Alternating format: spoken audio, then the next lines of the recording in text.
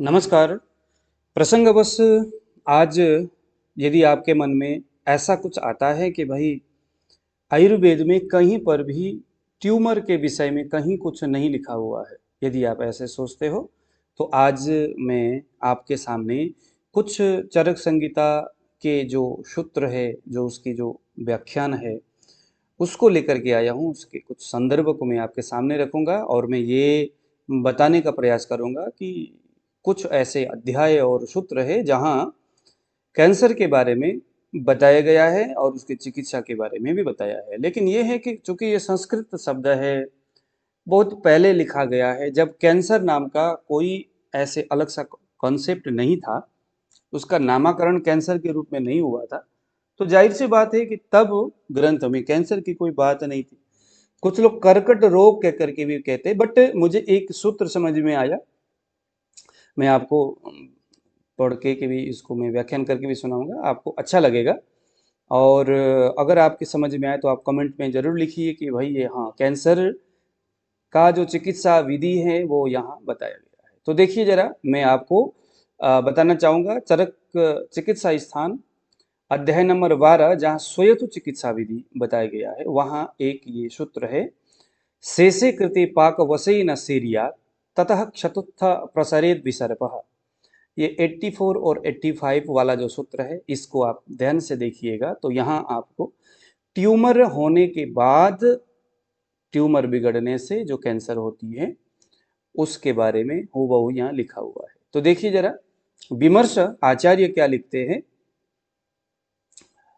यदि किसी भी प्रकार से ग्रंथि का मूल शेष रह जाता है। अब देखिए जरा, आपको फिर प्रसंग जोड़ना पड़ेगा, क्योंकि ये आयुर्वेद की जो भाषा है ये एलोपैथ जैसा नहीं है और ये बहुत पुराना शब्द है, पुरानी भाषा है संस्कृत।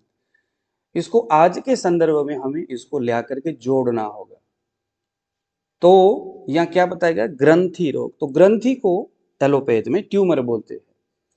अब यहाँ वो बात ये बता रहा है कि भाई किसी को ट्यूमर हो गया और ट्यूमर को अगर उसने ऑपरेशन किया, लेकिन उसका जो जहां से काटा गया वो भाग अभी शेष है, तो जो अवशेष वाले जो भाग है उसको यहाँ बोल रहे मूल शेष अगर रह जाता है, तो ये ट्यूमर ऑपरेशन होने के बाद, आजकल इसीलिए इसी चीज को ध्यान में रखकर एलोपैथ वाले भी लेजर तकनीक से ऑपरेशन करने लग पड़े हैं। क्योंकि आयुर्वेद उसमें जहां पर भी आप काटते हो किसी जगह को, यानी ट्यूमर हो या कोई ऐसी जगह हो, तो उसको जब तक आप जलाओगे नहीं, दाह कर्म बोलते हैं, हमारे यहाँ आयुर्वेद में अग्नि कर्म करना बोलते हैं, जब तक आप उसको नहीं करोगे तब तक वो मूल वहां शेष रहेगा, उसका जड़ वहां हूबहू बना रहेगा, बाद में वहीं से फिर दोबारा ट्यूमर निकलेगा। तो पहली बात तो, अगर कहीं लेजर तकनीक से ट्यूमर का ऑपरेशन की ऐसी व्यवस्था है तो आपने वही करना है, नहीं तो डॉक्टर को कहना होगा कि वो वहां पर अग्निकर्म करे उस जगह में। हालांकि एलोपैथ वाले अलग से कोई अग्निकर्म नहीं करते, तो यहाँ आपको जो आयुर्वेद जो डॉक्टर है जो ऑपरेशन करने के लिए योग्यता रखते हैं उनके पास इसके लिए आपको जाना होगा। तो देखो, अगर ऐसा नहीं करते यानी अग्निकर्म नहीं करते तो निश्चित बात है कि उसकी जो ट्यूमर का जो जड़ है वो शेष रहेगा, रहने से उस स्थान में पाक उत्पन्न करता है, यानी रह रहे करके वो जो है बढ़ेगा और हो सकता है बाद में पक भी जाए। पकने से वहां से पूय पूय को हमारे यहाँ मवाद बोलेंगे, एकत्र होने लगता है, वहां से रीसने लगता है ये पूय। जहां भी आप ट्यूमर काटोगे, बट वो हूबहू वैसे ही अगर आप छोड़ दोगे काटने के बाद, कई सारे एलोपैथ डॉक्टर ऐसे ही करते, ज्यादातर तो यही करते, ट्यूमर को ऑपरेशन करके काट दिया और उसको छोड़ दिया, फिर पेशेंट बोलते सर 1-1.5 साल के बाद दोबारा ट्यूमर वहां से उत्पन्न होता है। इसीलिए क्योंकि ये जो सूत्र है, इस सूत्र का वहां अनुपालन नहीं किया गया, तो वो बच गया। बचने से वहां यदि पाक हो गया, अब जरूरी नहीं कि सब में ये पाक हो, तो वो पाक होने को ही हम यहाँ कैंसर मानेंगे। कैंसर की कोशिकाएं जो मृत परमाणु है वो वहां से उत्पन्न होगा, यानी पूय उत्पन्न होगा। संस्कृत इसको पूय बोलता है, हम यहाँ पर कैंसर के मृत परमाणु बोलेंगे। अब वो पूय के द्वारा स्थानिक धातुओं का नाश करता है, यानी अब वो जो जहां पर आपने काटा था ऑपरेशन। अब आयुर्वेद बोलता है कि वो मांस धातु, मेद धातु, अस्थि धातु, अ, मज्जा धातु, किस धातु का वह ग्रंथि है यानी ट्यूमर है, वो ट्यूमर किस धातु के ऊपर आश्रित है यानी वो पनपा हुआ, निर्माण हुआ था, वह उस धातु से रिलेटेड उस स्थान के जो आशय है यानी जो स्थान है उसको क्या करेगा, उसको वो क्षीण करना शुरू करेगा। धातु का मतलब यही है, रस, रक्त, मांस, मेद, अस्थि, मज्जा। तो जिस धातु को आश्रित करके वो ट्यूमर उत्पन्न हुआ है, जहां डॉक्टर ने गलती पूर्वक काट तो दिया लेकिन उसको जलाए नहीं, तो वहां अगर पक गया किसी कारणवश, तो पकने से वहां कैंसर की मृत कोशिकाएं, मृत परमाणु उत्पन्न होंगे। आयुर्वेद उसको पूय बोलता है। वह पूय कैसा है, जो धातुओं का नाश करता है। अब आयुर्वेद के एक शब्द और भाषा को जरा समझो। धातु नाश करता है, यह शब्द समझने के लिए आपको समझना होगा धातु निर्माण कैसे होता है। तो एक शब्द आता है कि रस प्रदानम आहार द्रव्यम, वीर्य प्रदानम औषध द्रव्यम। यहां से आपको समझ में आएगा कि जो कुछ भी हम भोजन करते हैं, वो भोजन जो आहार द्रव्य है, वहां से स्टमक में पाक होने के बाद जो रस उत्पन्न हो रहा है, आहार रस, जो पोषण करने वाला एक प्रकार का जो रस है, वही रस शरीर में मन को, शरीर को और धातुओं का पोषण करता है और महाभूतों का वो पोषण करता है। अगर धातु नाश हो रहा है, इसका मतलब यहां समझ में आना चाहिए कि जो भी हम आहार करते हैं या पेशेंट वो आहार करता है, भोजन करता है, भोजन से प्राप्त आहार रस जो शरीर को मेंटेन रखने में, धातुओं को पोषण करने में वो काम करता है। तो वो जो पूय है यानी जो कैंसर कोशिकाएं हैं, वो उस आहार रस को खा करके बढ़ता जाता है, बढ़ता जाता है। देखो, खा करके इतस्तत फैलने लगता है। वही पूय जो व्रण में व्रण यानी घाव, मवाद युक्त जो घाव है, यानी व्रण यानी कैंसर कोशिकाएं, उस धातुवर्धक आहार रस को पा करके इतस्तत व्रण मल्टीपल होके बढ़ता है और इतस्तत फैलने भी लगता है। और आयुर्वेद बोलता है कि बहुत जल्दी जल्दी से ये इधर से उधर, बहुत जल्दी, ज्यादा से ज्यादा मल्टीपल होगा। क्योंकि जहां पेशेंट देखता है कि यार शरीर कमजोर हो रहा है, खाई हुआ चीजें लग नहीं रहा है, तो फिर डॉक्टर भी कई प्रकार के विटामिन उसको दे देते हैं। कमजोरी आ गया सर, क्या करे? अब डॉक्टर जो है इस सिद्धांत को वो ध्यान में नहीं रखता और उसको जो है इस प्रकार मल्टीविटामिन उसको दिया जाता है। मल्टीविटामिन क्या करता है? धातुओं का निर्माण नहीं करता। किसका निर्माण करता है? वो पूय का निर्माण करता है, यानी पूय मजबूत, यानी कैंसर कोशिकाओं का निर्माण करता है। अब वो जो पूय यानी कि जो मवाद है, जो मवाद रूप जो कैंसर की मृत जो कोशिकाएं हैं, वो मल्टीपल होकर के बढ़ता है। बढ़ने में आपका आहार, इसीलिए आयुर्वेद बोलता है अगर ऐसा है तो यहाँ रोगी को कुछ भी खाने को नहीं देना चाहिए। धातु का नाश तो हो रहा है, हम बाद में उसको उठा लेंगे, लेकिन पूय का भी तो नाश होगा, यानी कि कैंसर कोशिकाएं भी तो मरेंगे। तो इस तरह से हमारी चिकित्सा विधि, आयुर्वेद हमें एक एक जगह में एक एक सवालों का जवाब देते हुए जाता है। तो यानी कि कैंसर की कोशिकाएं अब हर जगह शरीर में फैलने लग पड़ा।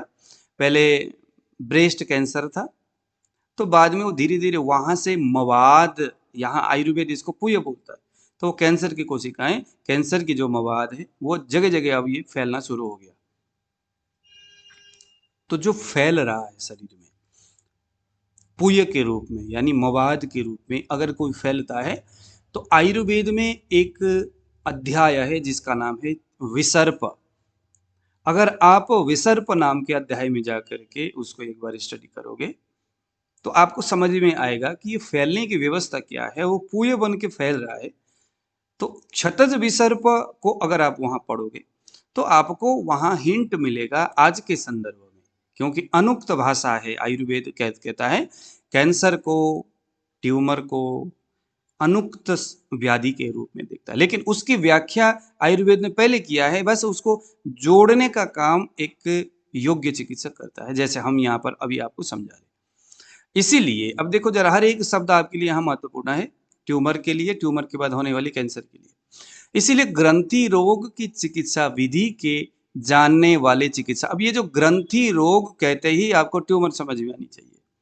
ग्रंथि रोग यानी ट्यूमर रोग, यानी कि ट्यूमर की चिकित्सा विधि को जानने वाले चिकित्सक के लिए यही उचित है कि वह वातादि भेद से विभिन्न ग्रंथि रोग में, अब जो ग्रंथि है वो कौन कौन से दोष के कारण से उत्पन्न हो रहा है, पहले तो वो दोष को डिसाइड करना है। कफ है, पित्त है, वात है, रक्तज है, उसके हिसाब से डिसाइड करें। और जो फैल रहा है उसको आप क्षतज विसर्प में जाकर के उसकी बात वहां से पकड़े कि भाई चिकित्सा कैसे करना है, कैसे उत्पन्न होगा वो ट्यूमर, उत्पन्न कहां से हो रहा है, तो वो चीज आप ग्रंथि रोग नाम के अध्याय में जाकर के उसको समझे। उसके बाद जब आपने क्षतज विसर्प का चिकित्सा जब आप दोगे, निश्चित बात है कि ट्यूमर की कोशिकाएं, ट्यूमर जो है, ये जो कैंसर है, अब इधर उधर फैलना बंद हो जाएगा, जितना है जहां है वो वहीं पर रहेगा। तो समन चिकित्सा जब आप करते हो तो धीरे धीरे वो जो है वो भी नष्ट हो जाएगा। यानी पहले तो विसर्प, क्षतज विसर्प के संदर्भ में उसके आधार पर हमें उसको फैलने नहीं देना है। जब वो रुक जाएगा उसके बाद हमें उसको समेटने का प्रयास करना चाहिए। समेटने के बाद अब आगे ग्रंथ कर, जिससे व्रण फैलने का भय नहीं रहता। क्षतज विसर्प अगर आप उसका चिकित्सा करते हैं तो व्रण नहीं फैलता। फिर इसके बाद जब व्रण नहीं फैलता, एक जगह आके स्टोर हो गया है, अब आप व्रण की चिकित्सा करोगे। यानी आयुर्वेद में व्रण नाम का जो अध्याय है, जो प्रसंग है, वहां बताया हुआ जो चिकित्सा विधि है, उस विधि का अनुपालन करके उस कैंसर की, जो ट्यूमर के बाद होने वाली जो कैंसर है उसकी चिकित्सा। अब देखो जरा यहाँ पर कैंसर के लिए 3 अलग अलग अध्याय यहाँ पर बताया। पहला अध्याय है ग्रंथि रोग, दूसरे नंबर में है क्षतज विसर्प, और तीसरे नंबर में है व्रण चिकित्सा, व्रण अध्याय। तो ये 3 चीजें यहाँ पर आयुर्वेद ने बताया है। इन तीनों को आप अपने एंड से उसको ध्यान से देखिए, उसको स्टडी करिए, आपको ट्यूमर और उसके बाद होने वाली कैंसर ठीक कर सकते हैं।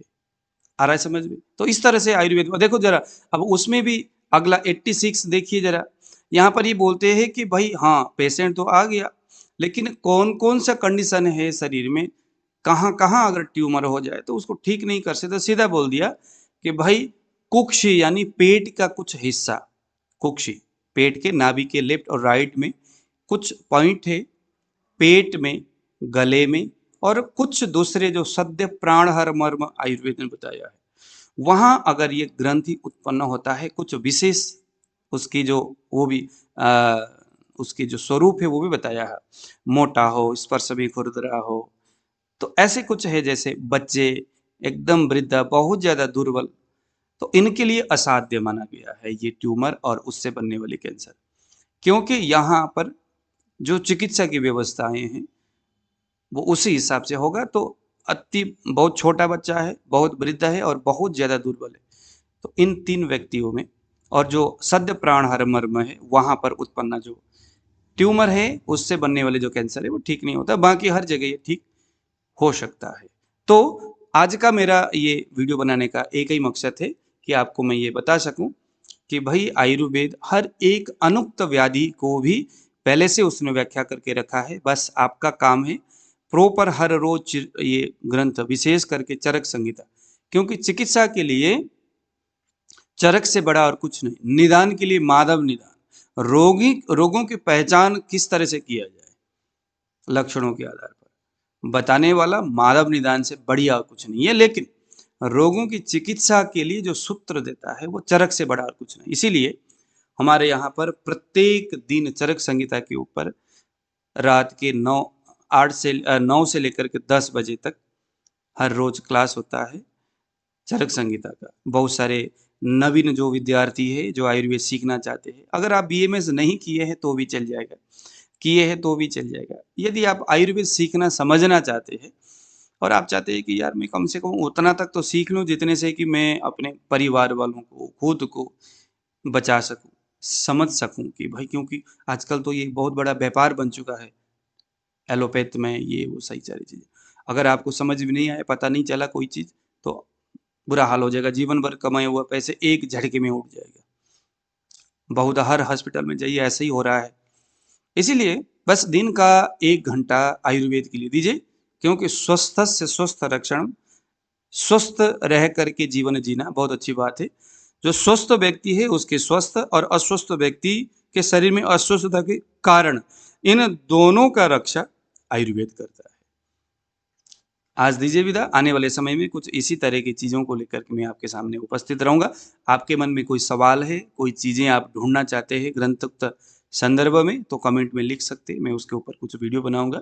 यदि आप आयुर्वेद सीखना चाहते हैं तो 8699175212 इस नंबर पर फ़ोन करके आप संपर्क कर सकते हैं। तो दीजिए विदा, नमस्कार।